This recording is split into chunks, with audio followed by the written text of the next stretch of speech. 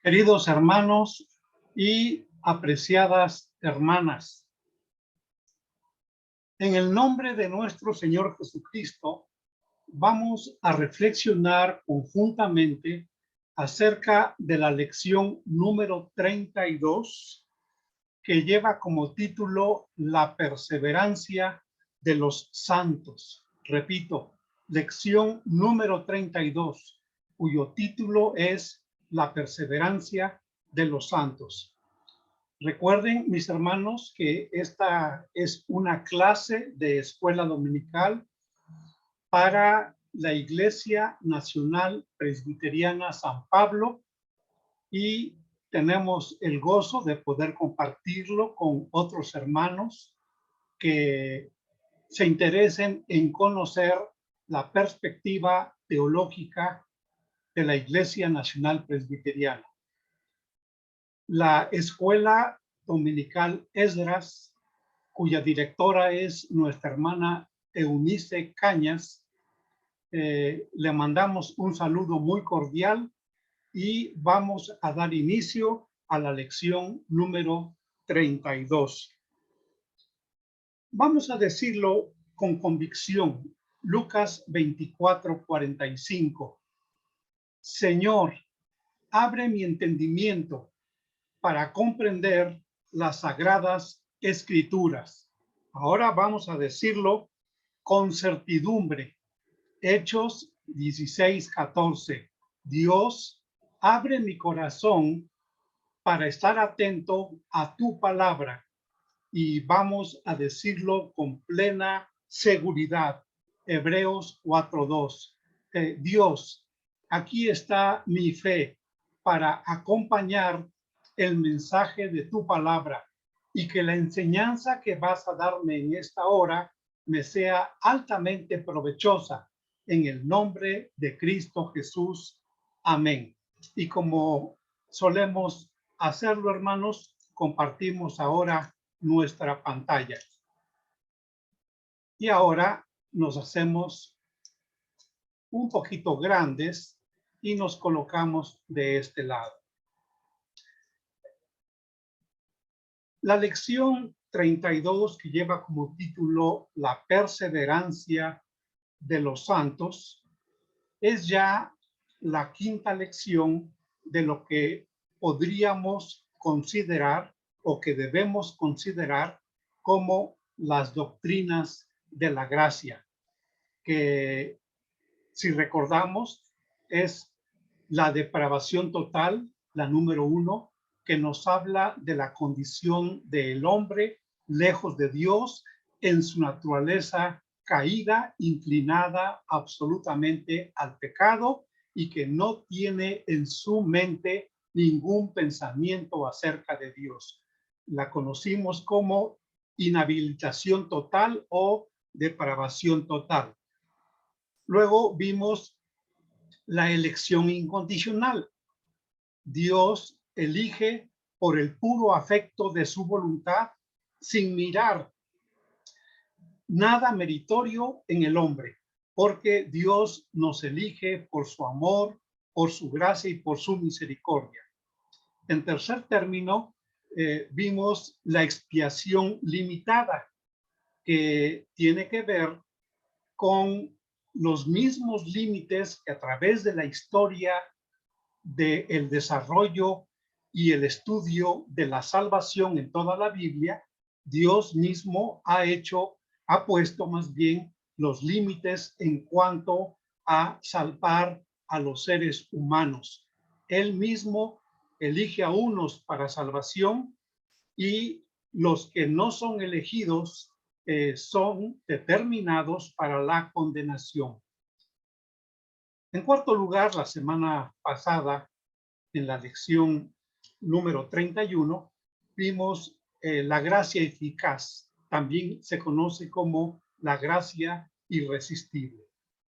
Y en esta ocasión, hermanos, vamos a hablar de la perseverancia de los santos. Muy bien, lo que queremos dejar claro, asentado de manera afirmativa, es que en todo esto que conocemos como las doctrinas de la gracia, de manera relevante, primordialmente, debemos de poner nuestra atención en el amor de Dios.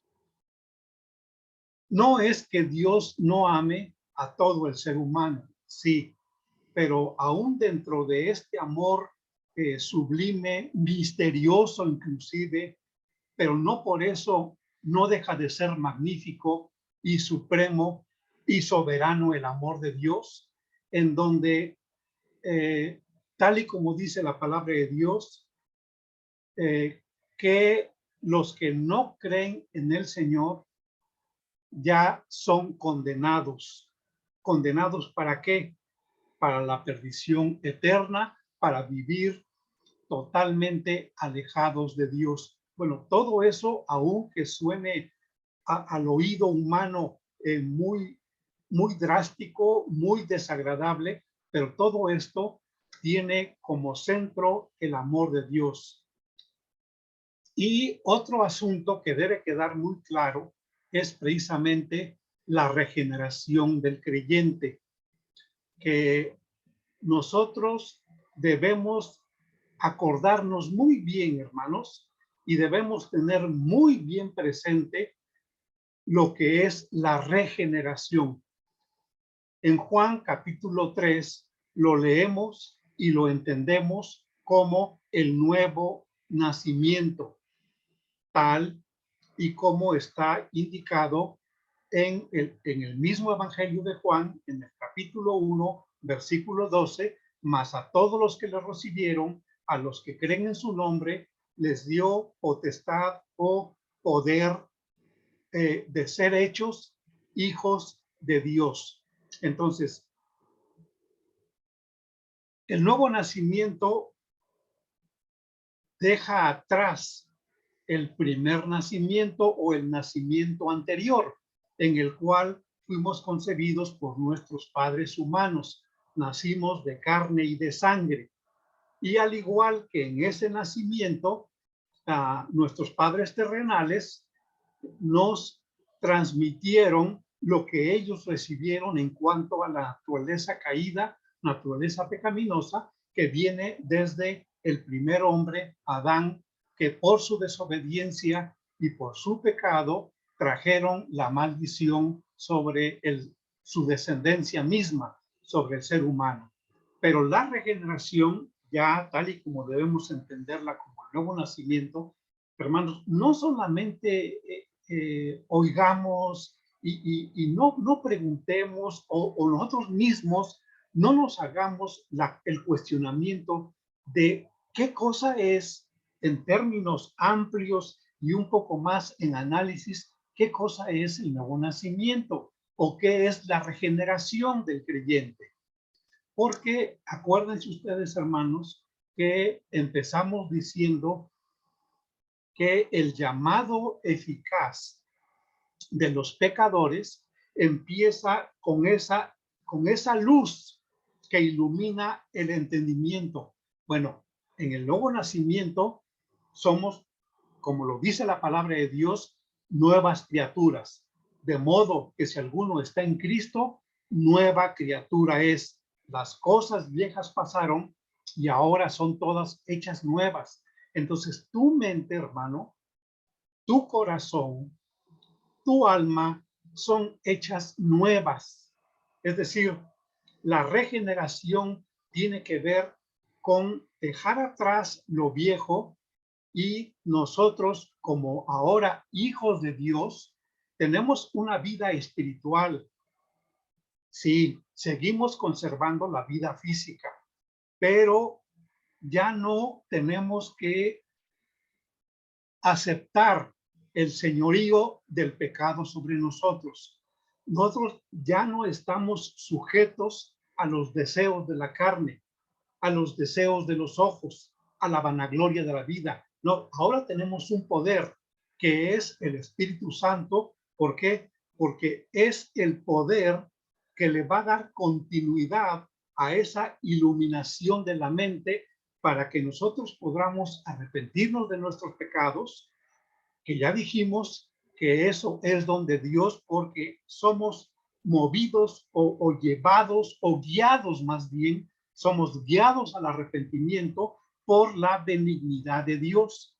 Así como la fe que recibimos para depositarla, para ponerla en nuestro Señor y Salvador Jesucristo, esa fe la recibimos también como don de Dios, no por obras para que nadie se gloríe, dice el apóstol Pablo en Efesios capítulo 2, versículo 8. Entonces, tanto la regeneración del creyente como el amor de Dios deben tener una focalidad o una manera de ver muy distinta, hermanos. Como hijos de Dios, tenemos que aprender muchas cosas de lo que es el amor de Dios. Y vamos a descubrir, ustedes y yo, a través de nuestra propia vida, cómo el hecho de que Dios determine que los que no quieren creer en Él o los que no creen en Él sean condenados, es también un acto de amor, porque Dios no puede permitir que en la eternidad, en el cielo, están aquellos que aborrecieron a Dios. ¿Por qué? Porque su propia naturaleza, que murió en el pecado y que persiste esa naturaleza del pecado eterno, ellos mismos no van a estar bien en el cielo, porque los que vamos a estar en el cielo por la fe, que podemos decirlo en este momento, los que vamos a estar en el cielo, tenemos la nueva naturaleza, que es una naturaleza celestial, una naturaleza divina, porque somos hijos de Dios. Y Dios es espiritual, Dios es espíritu, dice su palabra. Entonces, nosotros sí vamos a estar muy a gusto, muy felices, muy contentos, siendo enseñados por Dios en la eternidad, alabando y glorificando el nombre de Dios por la eternidad. Y allá en el cielo vamos a estar de acuerdo a nuestra propia naturaleza. En cambio, los que murieron en su pecado y que perseveraron para ser pecadores hasta el fin, estas personas con una mente que no tiene ningún pensamiento de Dios, no pueden estar bien allá en el cielo. Su propia naturaleza no va a estar a gusto, no va a estar cómoda en donde está un lugar cuya naturaleza es o cuya esencia es totalmente espiritual. Entonces, aún ahí podemos ver el amor de Dios. Y también de otro punto de vista, viendo este asunto, Dios no le va a agradar que junto con los que nacieron de nuevo, junto con los que perseveraron en la santidad por la gracia de Dios, estemos viviendo como ahora vivimos aquí en la tierra. En donde quiera que vamos, al supermercado, al restaurante, a la tienda, a donde quiera, hay gente más pecadora que nosotros. Ojo, no quiere decir eso que en la eternidad los pecadores, los que sean condenados al infierno y después al lago de fuego, vayan a ser más o mucho más que los hijos de Dios, que los arrepentidos y nacidos de nuevo, los que tienen ahora una naturaleza espiritual. No quiere decir esto que aunque a nuestro alrededor veamos mucha más gente que es pecadora y que los antros y los centros de vicio están llenos por turistas y por no turistas y por mucha gente que está ahí embriagándose y viviendo en los placeres de la carne, no quiere decir esto que en todas los siglos pasados y el siglo presente y los siglos por venir, el número de los condenados vaya a ser superior. No, hermanos, en el libro de Apocalipsis leemos acerca de una gran cantidad y una gran multitud que no se puede ni contar de aquellas personas que Juan vio en el cielo y que están con sus vestiduras blancas. Entonces, animémonos unos a otros con estas palabras. Estamos del lado del vencedor, el infinitamente superior al diablo, que es nuestro Dios y Señor Jesucristo. Así que yo te invito a que tú sigas reflexionando por tu cuenta en cómo puedes ahora mirar de manera diferente el amor de Dios y día con día, hermano, ir creciendo en el conocimiento del amor de Dios, así como también yo te invito a que día con día vayas creciendo en el conocimiento de lo que es la regeneración de tu mente, del creyente. ¿Por qué? Porque imagínate tu mente anterior, una mente anterior que tiene obviamente estados de desarrollo mental que podemos enumerar, aunque no vamos a agotar la lista, porque a lo mejor no sabemos ni cuántos estados de desarrollo mental hay dentro de nuestra mente, pero sí podemos citar algunos. Por ejemplo, lo que es el estado de pensar. Nuestra forma de pensar a través de nuestros años en los cuales estábamos lejos de Dios, lejos de Jesucristo, fueron evolucionando, y lo más probable es que hayan ido creciendo, pero para mal, para ir continuamente de mal en mal, de mal en mal y de mal en peor, a tal grado que dejamos la mente reprobada para ir a la mente vacía, o sea, la vanidad de la mente, para ir a la mente entenebrecida y luego la mente cauterizada, porque la conciencia se cauteriza a causa del pecado y que además provoca la insensibilidad de tal manera que ya no sentimos que lo que todos los días hacemos, que es pecado, y que la conciencia ya no nos acusa, ya no tenemos sentido de la culpabilidad, porque nuestra conciencia ha dejado de acusarnos, dado que no es perfecta la conciencia, sino que está entenebrecida por las tinieblas y la oscuridad del pecado. Entonces, nuestra forma de pensar, por eso es importante que recordemos que la palabra metania, que es arrepentimiento, significa un cambio de pensar. Y se dice que cambia tu forma de pensar y cambiarás tu forma de vivir, cambiarás tu vida. No solamente cambia el pensamiento y la función de pensar, sino que también cuando somos hijos de Dios, cambia también nuestro raciocinio, cambia nuestro entendimiento, cambia nuestra percepción de las cosas, cambia nuestra conciencia de la realidad. Nos acordamos cómo era nuestra conciencia con respecto a lo anterior y cómo nos hacía actuar como personas inconscientes, pero ya no más. Ahora tenemos una conciencia iluminada por el conocimiento de la gloria de Dios que se encuentra en la faz de Jesucristo, iluminada de esta forma la conciencia. Ahora sí que es una gran ayuda para nosotros, para que tan pronto cometamos un pecado, sentimos el golpe, el acuse de la conciencia, inmediatamente por la benignidad de Dios, vamos a arrepentirnos y otra vez se restaura la comunión con nuestro Dios. Y no solamente la conciencia, sino el carácter mismo, es decir, todas las características de nuestro ser. No solamente lo físico, sino que también lo psíquico, es decir, que tiene que ver con el alma, y lo neumático, que tiene que ver no con las llantas del carro, no, hermanos, lo neumático, el neuma con P inicial, es el aire, es el viento. Acuérdense que el Espíritu Santo significa eso, viento, aire, y el Espíritu Santo que vive en nosotros y que nuestro cuerpo es templo del Espíritu Santo, pues claro que nos va a ayudar a que ahora veamos y tratemos nuestro cuerpo de una manera diferente a como lo tratábamos antes. A lo mejor antes ingerías bebidas alcohólicas, a lo mejor antes te desvelabas exageradamente por los trabajos o simplemente para estar en tus placeres. A lo mejor antes dañabas tu cuerpo ingiriendo no solamente bebidas embriagantes, sino también drogas, también sustancias que dañan totalmente tu cerebro y que dañan también tus funciones orgánicas. Bueno, todo eso cambia. ¿Por qué? Porque cambia nuestra conciencia respecto a lo que somos y cambia nuestra conciencia respecto a la realidad que nos rodea.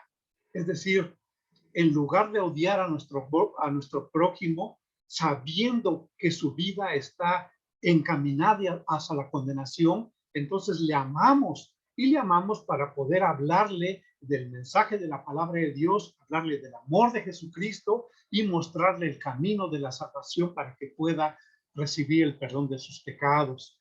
Entonces, esto es muy importante, hermanos, que ahora nos aboquemos cada quien en lo particular para conocer más del amor de Dios y lo que es la regeneración del creyente, porque somos criaturas nuevas, de modo que si alguno está en Cristo, como lo es ahora nuestra vida, estamos en Cristo, nueva criatura somos. Y como lo escribía Pablo en Gálatas 2:20, con Cristo estoy juntamente crucificado, ya no vivo yo, mas vive Cristo en mí. Ahora, como hijo de Dios, Cristo vive en mí. Y lo que ahora vivo en la carne, o sea, mi vida biológica, mi vida expansiva, ahora lo vivo en la fe, es decir, ahora vivo la vida intensiva.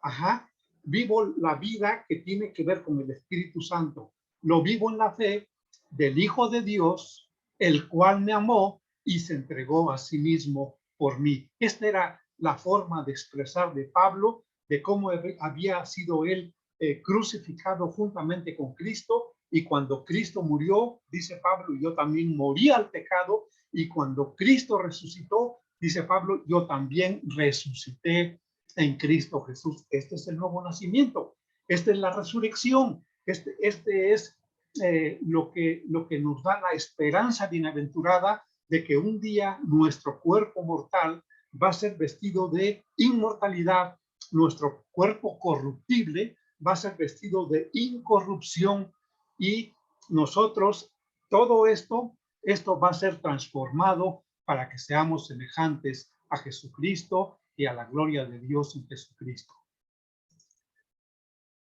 Dice la palabra de Dios en Romanos capítulo 5, versículo 8. Vean ustedes cómo en todo lo que es la perseverancia de los santos o de los creyentes o de los nacidos de nuevo, la perseverancia de los regenerados no es por obras propias, hermanos,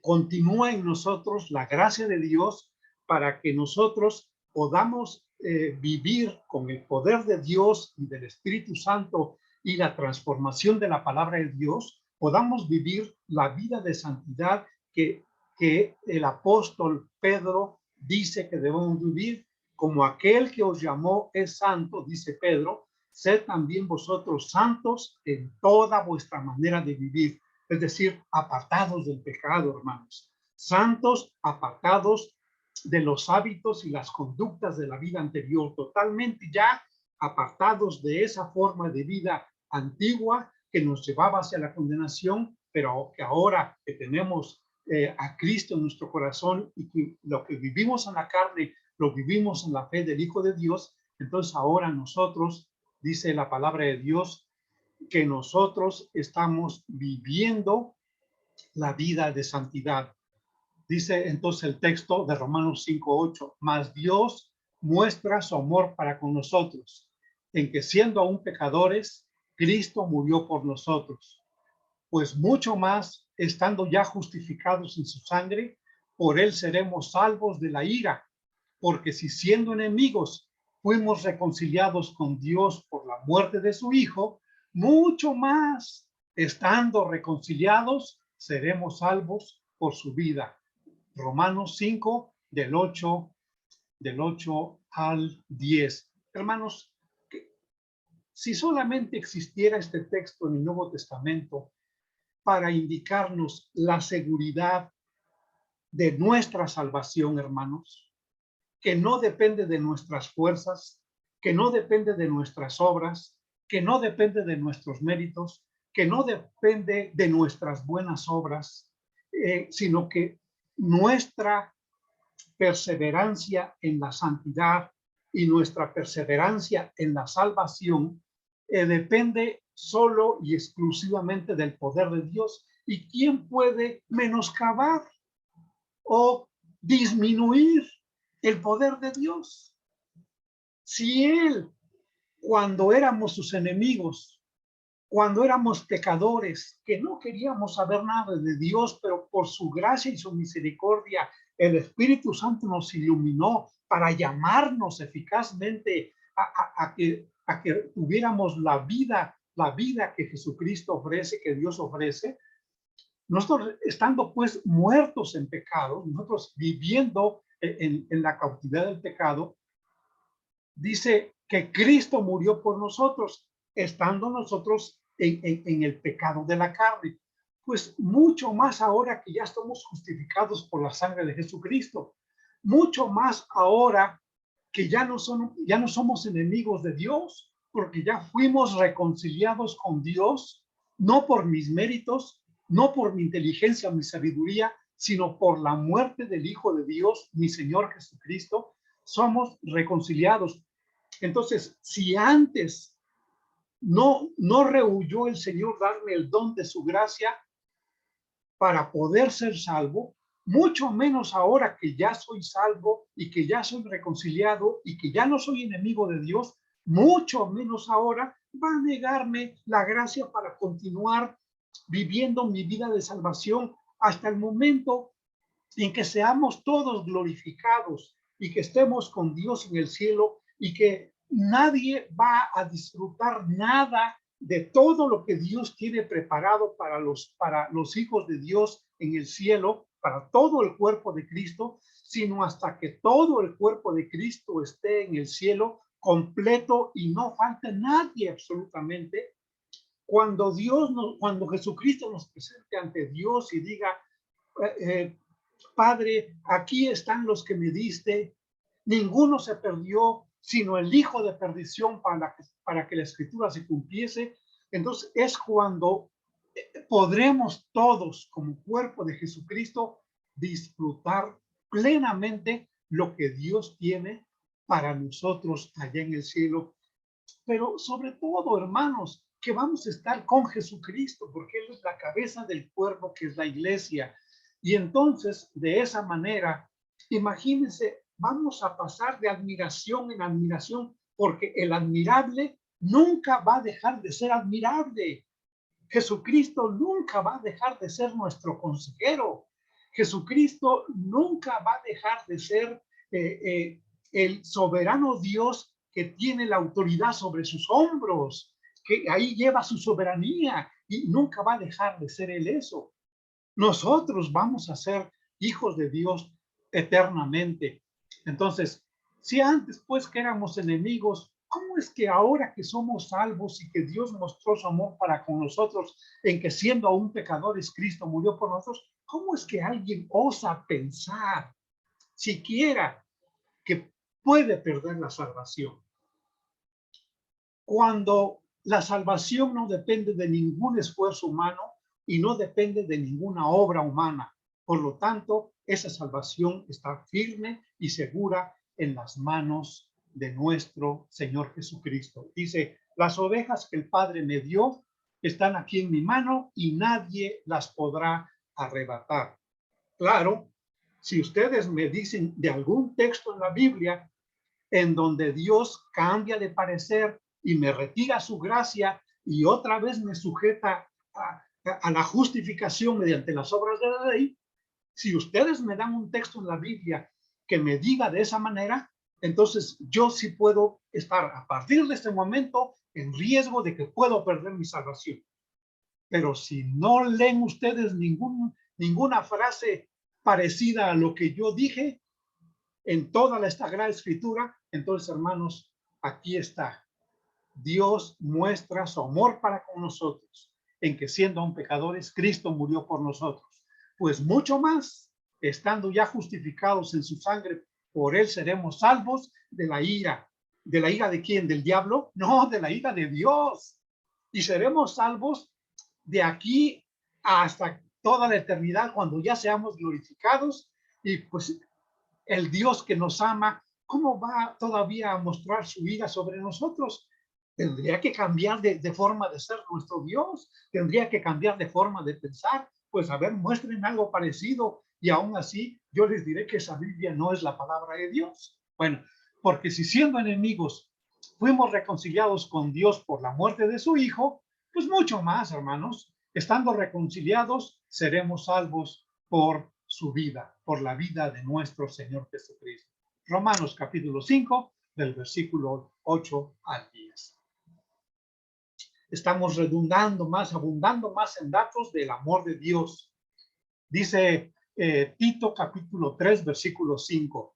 Nos salvó no por obras de justicia que nosotros hubiéramos hecho, sino por su misericordia, por el lavamiento de la regeneración y por la renovación en el Espíritu Santo. Tanto la regeneración podemos también decir que es sinónimo de el nuevo nacimiento como la renovación en el Espíritu Santo. La lección anterior comentamos que conforme a Juan capítulo 1 y otras partes de la Escritura, en donde aprendemos que Jesucristo fue el creador, dice, en el principio era el verbo era con Dios y el verbo era Dios. Este era en el principio con Dios. Luego dice, todas las cosas por él fueron hechas y sin él, o sea, el verbo Jesucristo, sin él, nada de lo que ha sido hecho hubiera sido hecho. Entonces, Cristo es a quien Dios le encargó, vamos a decirlo de esa manera, toda la creación de la tierra y del pluriuniverso. Dios se le encargó a Jesucristo, el verbo de Dios. ¿Por qué? Porque Dios, el Espíritu Santo, estando allí en el momento de la creación, el verbo de Dios, Jesucristo, era la palabra ley que brotaba de los labios de Dios cuando decía, sea la luz.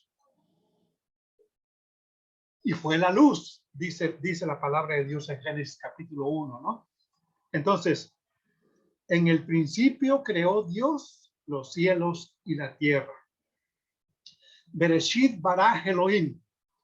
Ahí, Dios en el principio estaba con su voz, con la palabra que sale de su boca, estaba creando. Y esa palabra, ese aliento que sale de su boca, era el verbo de Dios, el verbo en acción que estaba creando con Dios y con el Espíritu Santo todas las cosas. Pero ahora esta renovación que tenemos nosotros es en el Espíritu.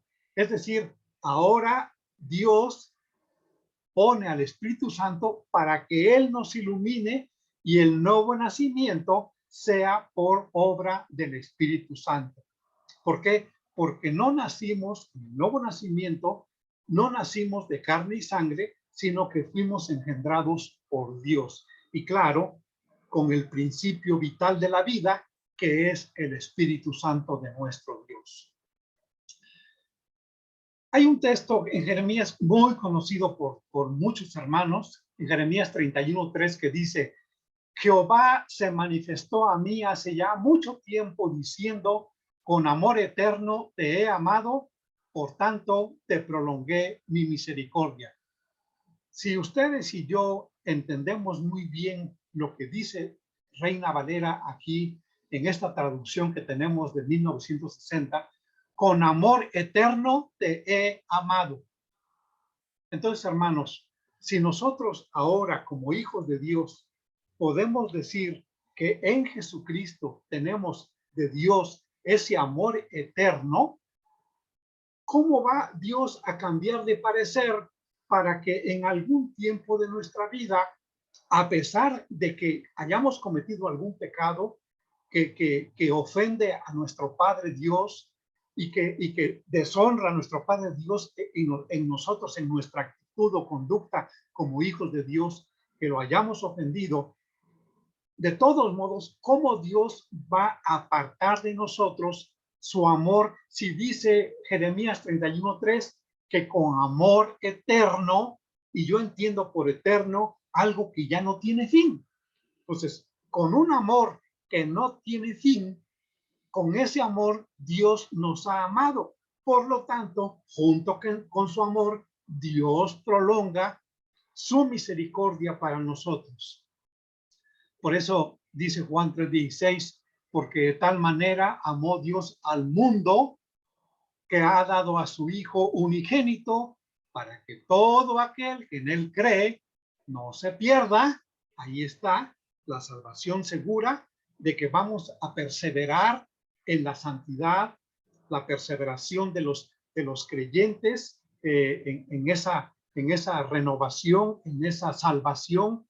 Vamos a pasar de lo que es el llamamiento, la iluminación de nuestro entendimiento, la iluminación de nuestro corazón, la iluminación de nuestra conciencia, de nuestro carácter, de nuestro entendimiento, de nuestro raciocinio, de nuestra voluntad, el cambio de la voluntad para que ahora la sujetemos a Dios. Vamos a pasar de ese instante de fe y de benignidad, vamos a pasar hasta la glorificación de los elegidos por Dios. Por tanto, te prolongué mi misericordia hasta la prolongación de los santos, de la glorificación de los santos en la eternidad, cuando el cuerpo de Cristo esté reunido con Jesucristo, con Dios, el Espíritu Santo, y Dios esté en todos, dice Pablo en Corintios 15, y sea sobre todos. Así o más hermoso, hermanos. Me llena de gozo y me llena de mucho júbilo y de mucho contentamiento el poder pensar que nadie va a tener más ni menos de Dios en él, sino que nuestro cuerpo de glorificación y totalmente transformado a la gloria de Jesucristo va a tener, todos tendremos de Dios y Dios será sobre todos en cada uno de nosotros. Luego dice la palabra de Dios también en Romanos, capítulo 8, versículo 30, dice, a los que predestinó, a estos también llamó. Ya vimos el llamamiento eficaz. Y a los que llamó, a estos también justificó. Y a los que justificó, a estos también glorificó. Hermanos, nadie tiene poder para romper esta cadena de bendiciones y de dones de Dios en ningún punto de los que están aquí señalados. Nadie tiene poder, ni el diablo, hermanos, ni los ángeles de Dios mismos. No, ni siquiera la muerte, ni siquiera la espada. Nadie puede separarnos del amor de nuestro Dios en el Señor Jesucristo. Así que tengamos confianza en que los que fuimos escogidos por Dios para la salvación, también hemos sido escogidos para la glorificación, y esto será eternamente en el cielo juntamente con nuestro Dios. Y como comentario respecto a este texto, hermanos, como la causa, es decir, la causa de lo que es el llamamiento, que es el amor de Dios, como la causa es inmutable, o sea, no puede variar, no puede cambiar, no puede ser modificada por nadie, ningún ser humano. Por lo tanto, si la causa es inmutable, el efecto también lo es. Y el efecto, mis hermanos, es la continua comunicación de la gracia al creyente en quien Dios ha comenzado una buena obra. Es decir, el que comenzó en vosotros la buena obra, la terminará hasta el día de Jesucristo. Gracias, Dios, por este amor tan grande que nos estás manifestando y que ahora lo estamos disfrutando como hijos tuyos. Entonces, hermanos, no podemos dejar de insistir en el título de la lección, la perseverancia de los santos o la perseverancia de los creyentes. Repito, no es por obras de justicia que nosotros hayamos hecho, no es por nuestros méritos, no, esto es por el amor de Dios, por la regeneración del creyente, en donde actúa el Espíritu Santo con la gracia de Dios y con nuevamente el amor de Dios, por supuesto. Y también, hermanos, esto nos lleva a reflexionar en este otro texto que también quise mencionar para ustedes. Juan capítulo 6, versículo 47. De cierto os digo, el que cree en mí tiene vida eterna. Hermanos, yo no concibo, yo no puedo pensar que alguna persona pueda creer que este texto es verdad en una parte, pero no es verdad en la vida, en que tiene la vida eterna. Es decir, el que cree en mí está bien, ya creyó en mí, dice, puede decir algún comentario de alguna persona. El que cree en mí, dice, está bien el que cree en mí, pero no significa que ya tenga vida eterna. Porque, a ver, si ahorita con una pistola te disparo 3 balazos en el corazón, te mueres. ¿Cómo es la vida eterna? Hermanos, entendamos lo que dice Juan 6:47. De cierto os digo, el que cree en mí tiene vida eterna. No significa que tendrá vida eterna.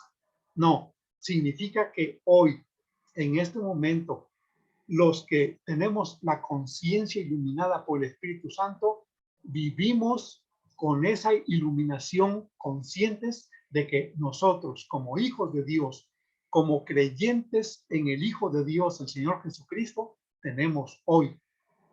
Y a partir de que nacimos de nuevo, tenemos vida eterna. ¿Por qué? Porque nuestro Padre es eterno y nuestro Padre es Dios y fuimos engendrados por Dios. Entonces sí, la muerte se enseñorea de esta carne. Y si Cristo no viene mientras tengamos vida y nosotros morimos y estaremos en esperanza de la resurrección de este cuerpo, nuestro cuerpo se muere y será el sepulcro. Pero nosotros no dejamos de tener vida. ¿Por qué? Porque nuestro espíritu es llevado al cielo y nuestra vida continúa con nosotros y estaremos allá con el Señor hasta el momento en que nuestro cuerpo sea resucitado. Entonces, hermanos, por esta razón es que yo quiero insistir en estos 5 principios de la gracia. La doctrina de la gracia es una perspectiva teológica de la iglesia presbiteriana en todo el mundo y pues esto no crean ustedes que lo hizo Juan Calvino. O sea, la palabra tulip aquí, tulip, tal y como se lee en este acróstico, esta palabra surgió más o menos en el año 1905, porque Cleland Boyd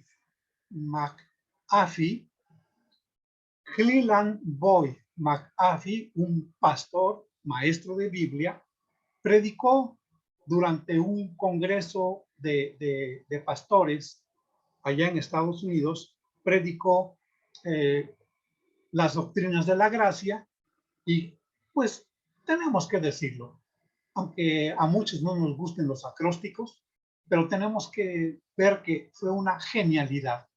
Fue una genialidad usar las letras de Sulip, que significan tulipán, y como esta doctrina de la gracia tiene que ver con un acontecimiento que ocurrió en los Países Bajos, principalmente en Holanda, de donde es, digamos, como en Canadá la hoja de maple, como en Canadá la hoja de maple, así también en Holanda es el tulipán, ¿no?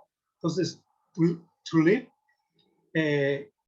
son las iniciales de lo que podríamos traducir como depravación total, elección incondicional, expiación limitada, gracia irresistible y perseverancia de los santos. O sea, total depravity, unconditional election, limited atonement, irresistible grace, perseverance of the saints. Esto es lo que en 1905, hace ya más de un siglo, un predicador enseñó esto en un congreso de pastores.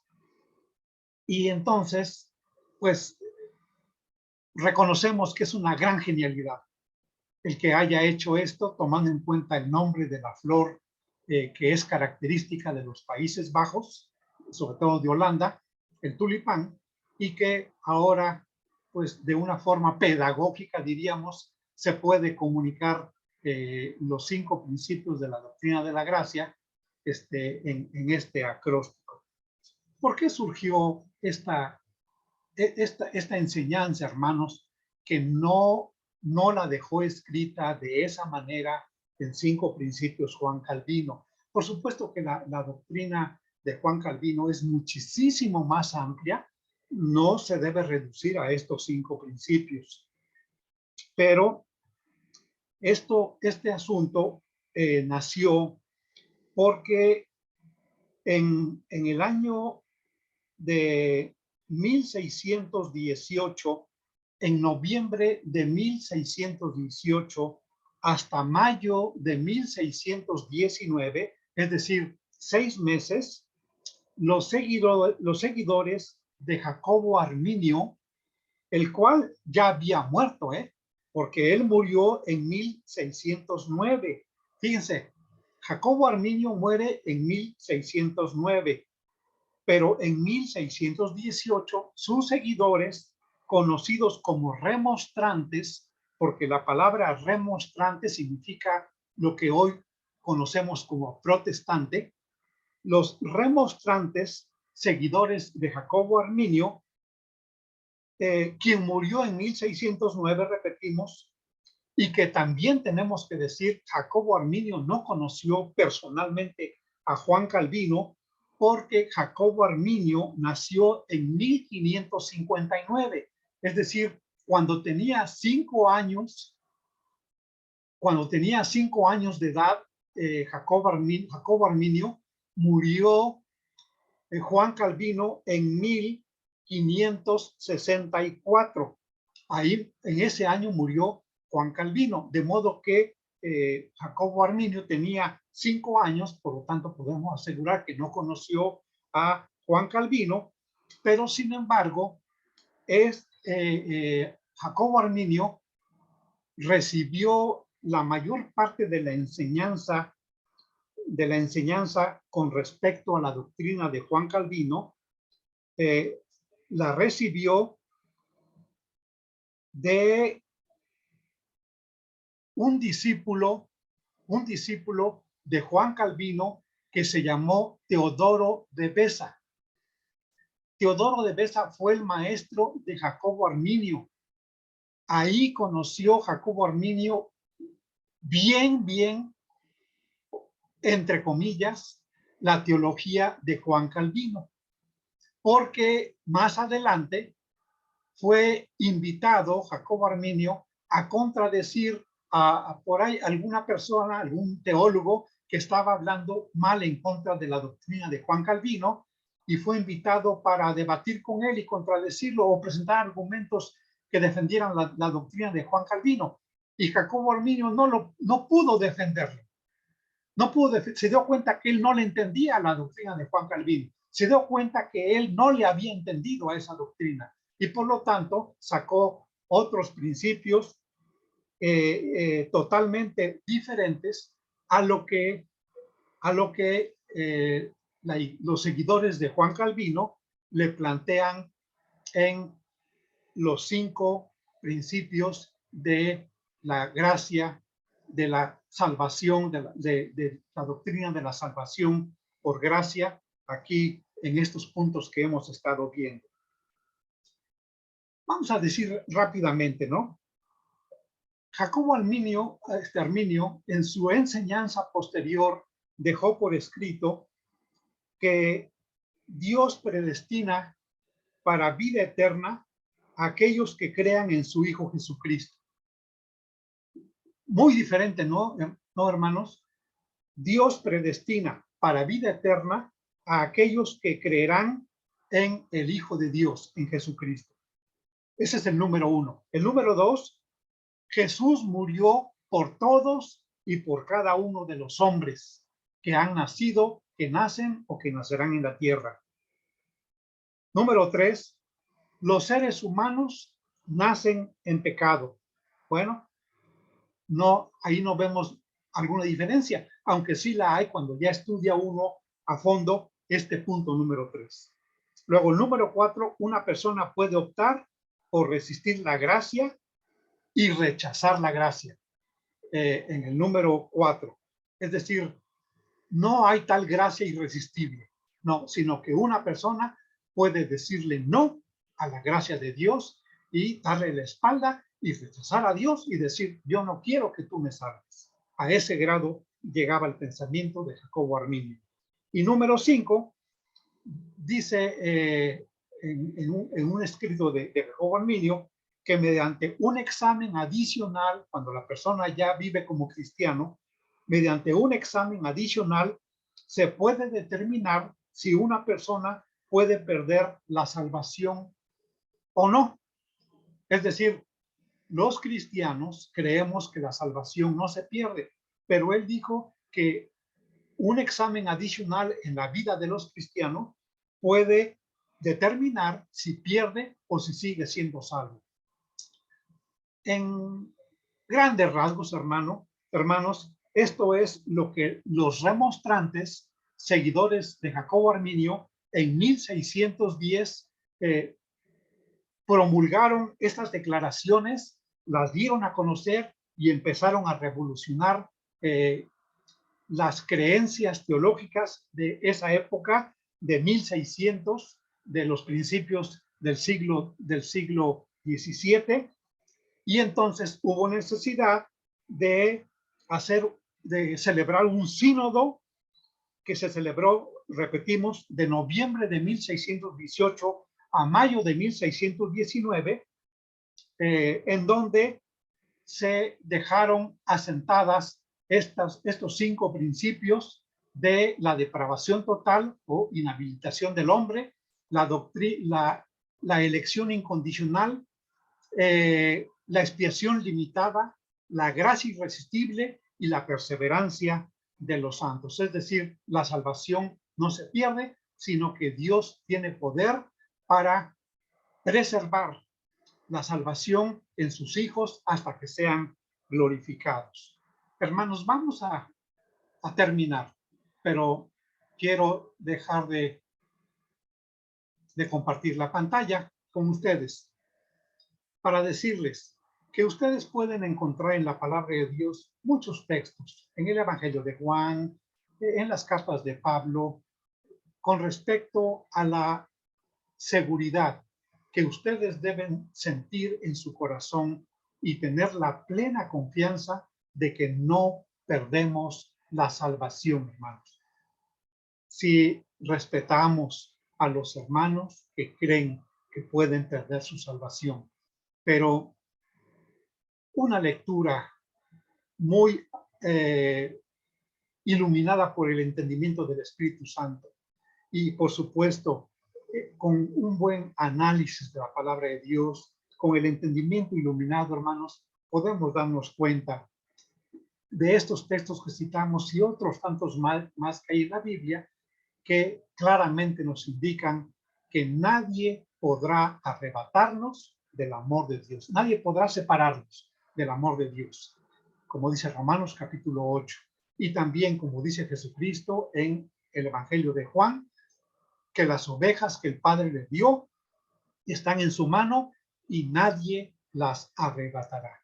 Que esto, hermano, sea suficiente para que tu confianza esté firme y segura en nuestro Dios, de que una vez que tú fuiste llamado, porque fuiste escogido para ser salvo, serás salvo, iluminado desde el momento que fuiste llamado hasta que seas glorificado en la presencia de nuestro Dios. Vamos a terminar con esto y con una oración diciéndole: Padre Celestial, en tus manos encomendamos la vida de todos nuestros hermanos que vean este video, que escuchen estas palabras, pidiéndote, Padre, que tú confirmes en ellos la confianza de que son salvos, de que estamos seguros en tu mano y que ninguna fuerza, ni del bien ni del mal, podrá arrebatarnos de tu amor o apartarnos de tu amor y arrebatarnos de las manos de nuestro Señor y Salvador Jesucristo, a quien damos la honra, la gloria por todos los siglos. Amén. Que Dios te bendiga, hermano.